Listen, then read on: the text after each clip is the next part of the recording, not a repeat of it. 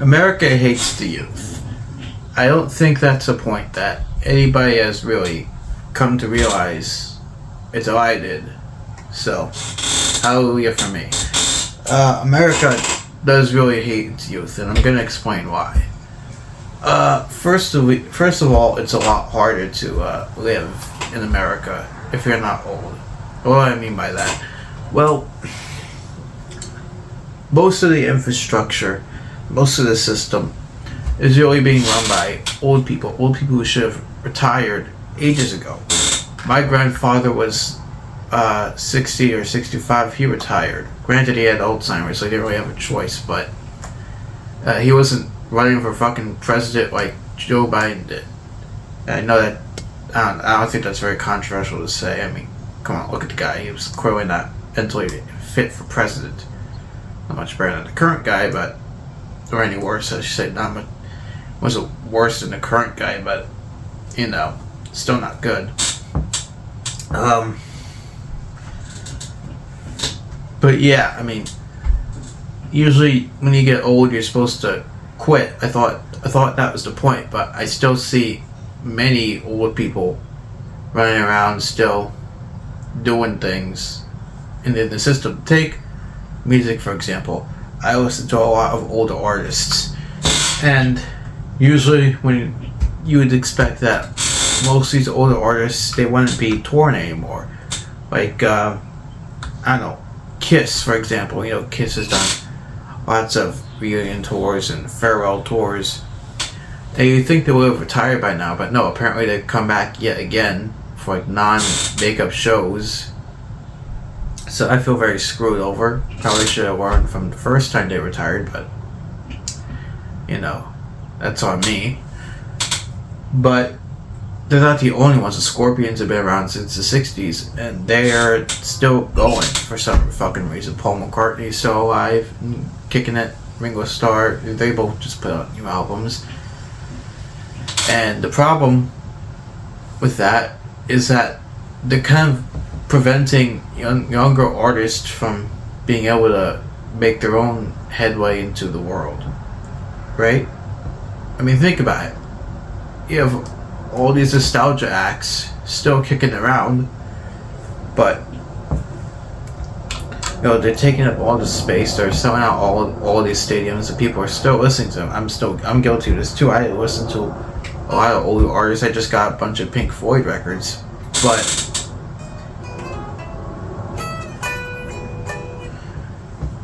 you know, this leaves a lot of younger artists kind of high and dry, still stuck to playing theaters and smaller clubs and whatever.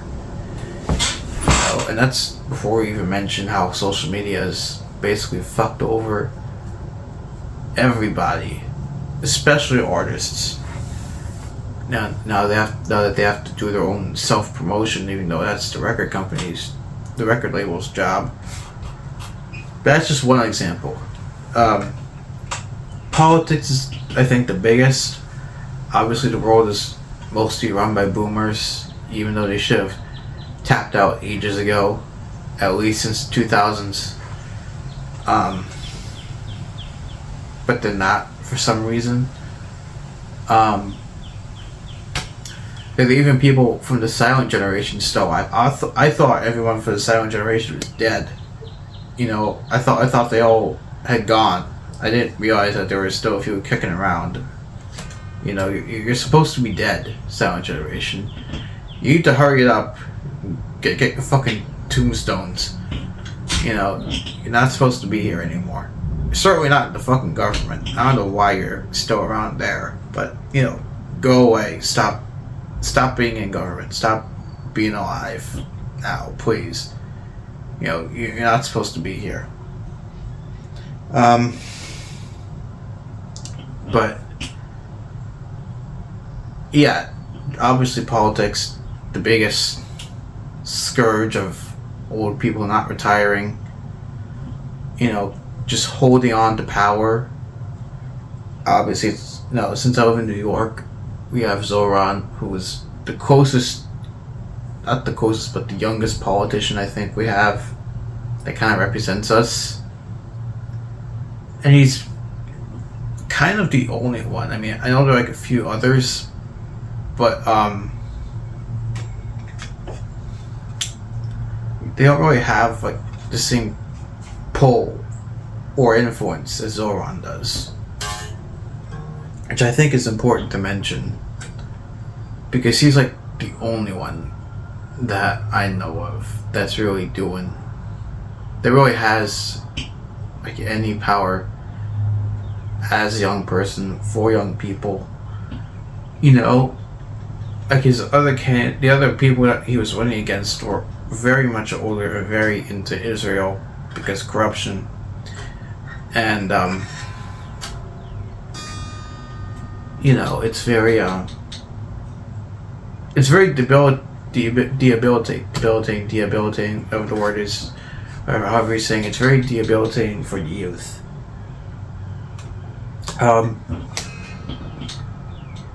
There's also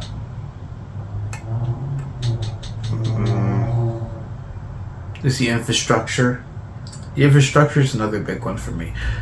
I don't know where I, as a 22-year-old, am supposed to like hang out and go and just, you know, enjoy life. I don't really know where I'm supposed to do that. I know back in the day they had places, you know, like movie theaters and bowling alleys and bars and clubs and all these other things, concerts, but one, a lot of these places are very expensive, and two, they also just don't really exist anymore.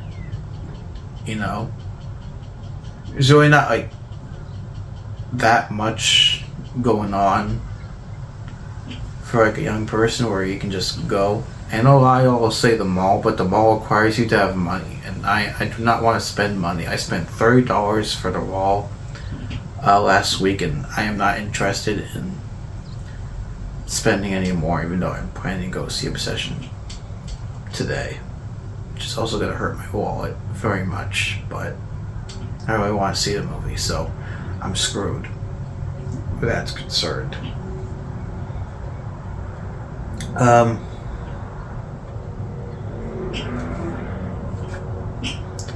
Yeah, the mall itself is also just dead.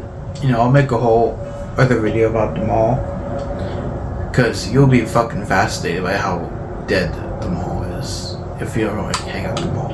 I spent a lot of time at the mall last year, just like hanging out, fucking stealing shit.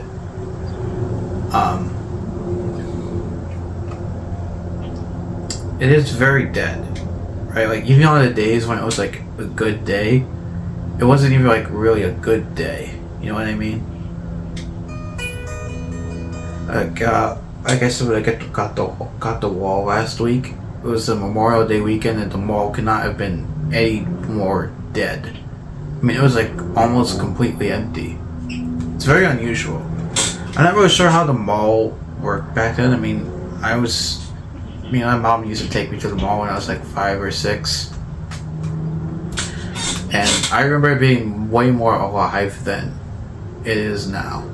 Like the mall, like I used to go to Queen Center Mall. It used to be very alive. I went there a few years ago and it was so dead. I just don't want to go back there again. It's dead to the point where it's depressing, you know?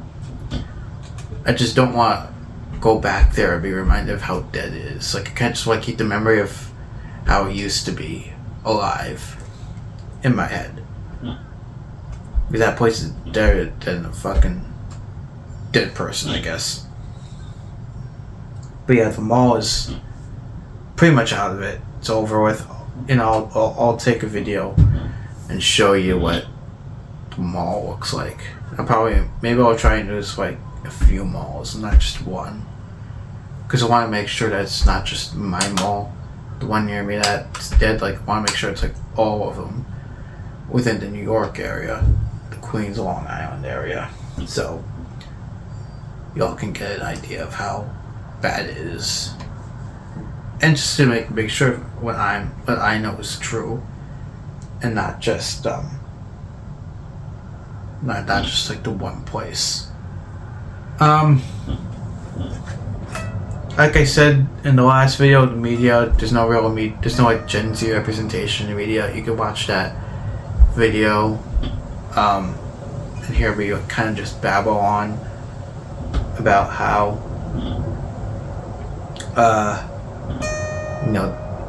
there's like no representation for Gen Z in like movies and TV. Traveling, that's another thing. Spirit Airlines went under. I've never been out of the country. That's not true. I went to Canada when I was a very little kid, but I don't even remember those trips, so I don't think that counts. But I've never been out of the country, really, like as an adult, even as like a teenager. So I can't really say I'm all that sad about it, or that I really feel anything for it, but obviously traveling, that's become a very big, like, luxury nowadays, I think. Like, you have to be really rich to be able to afford to go places in America. Not just in America, but like outside. Like, if you want to leave and go to Europe or Mexico or wherever people go to travel when you don't want to stay in the continent. It costs a lot of money. I once saw a picture of my aunt and my Aji in England in 1978, and I was shocked because my dad grew up as like dead fucking broke. I guess they were like really broke, really like they lived in the Bronx in the 70s and 80s, so that should give you an idea of how bad it was for them. And somehow they both my Gia and my aunt managed to go to London in 78. I want you to think about how crazy that is. That two broke people in the late 70s living in the Bronx have more money than I do in 2026 to go to fucking England. That's crazy, right?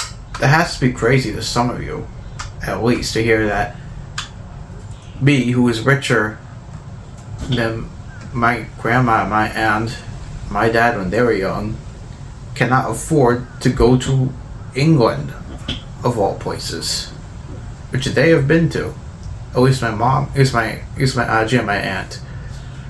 I don't know if my dad was there with them. He's never brought up any trip to England before, so I wouldn't know. But that's crazy, that it costs so much not to travel that even people who should be able to afford to travel can't travel. There's also, even just like within America, like cars, you can't really afford a car. I don't have money for a car. I don't know many people who can afford cars.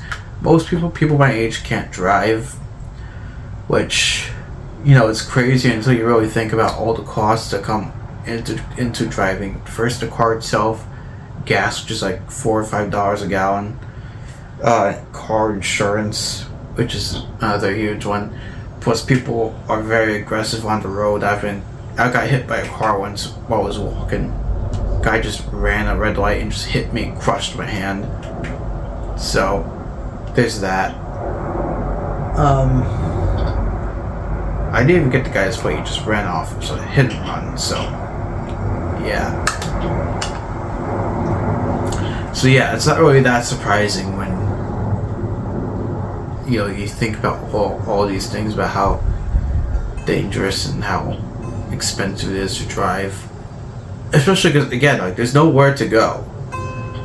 I live in New York, so I have more options. But if you live in the Midwest or the South, where are you gonna drive to? What is there to do? I mean, do you have, if you live in the Midwest or the South, do you have places to go? Do you have things that you can do? Because I don't know. I've visited the South before, and it doesn't look like there's really anything going on there. It just seems like a dead end. So y'all can tell me, because I don't know. There are other things. I mean, food's poison. Obviously, I was once in I was in 8th grade, we had like this little, I want to call it, well, it kind of was a project, but no, it wasn't a project. It was like we had to watch this documentary on the food industry and how, like, you know, animals are abused within the meat industry. And my teacher mentioned how her mom had mentioned that chickens didn't taste very good, and I assume that's because of all the chemicals they pump into chickens now. It's probably not like a you thing, it's more like a corruption thing. So maybe that's not a point to bring up. So, but I don't know. Maybe it is. Who knows? But the quality of things has gone down very much. Obviously, we're living in a surveillance state. Phones are always watching us. The computers, their meta glasses, which are fucking creepy as hell. I don't know why people wear those beyond being perverts. So, yeah.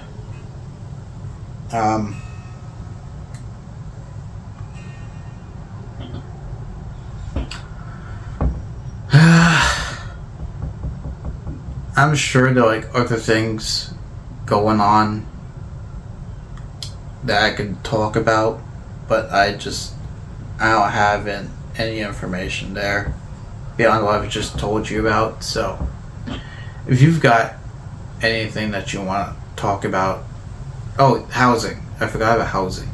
Yeah, obviously, you know, we can't afford to move out of our houses, out of our parents' houses. You know, I tried to move out a few years ago. It was gonna cost $1,000 for one room. Not even like the full apartment or even the floor. It was just a room by itself, which is fucked. And I couldn't even afford that, so yeah. And I know, like, some of you old people are saying, you know, well, why don't you just move to like a smaller area? Nobody wants to move to a bumfuck Mississippi. Nobody wants that. You have to live, or you should want to live where things are happening. You know, moving to the quiet areas is for when you die, not when you're trying to live. You know.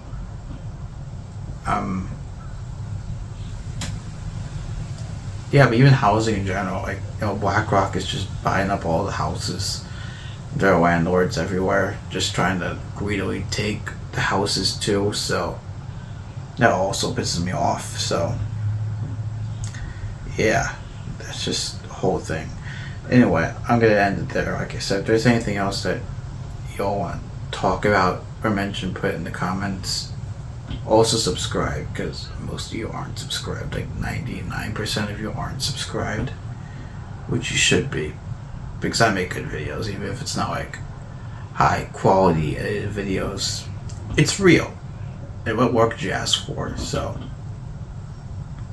yeah, subscribe and comment and like videos.